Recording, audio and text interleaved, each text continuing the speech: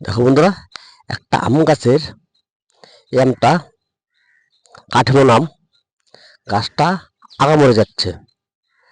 আমি ধরতে পারছি না। দেখো আম গাছটার প্রবলেমটা কি, মাটি চেঞ্জ করা হয়েছে, স্প্রে করা হয়েছে, খাবার দেওয়া হয়েছে, খালি আগাগুলো মরে যাচ্ছে। তোমরা কমেন্টে বলবা দাদা এই সারটা দাও, এইটা দাও, ঠিক হয়ে যাবে গাছটা।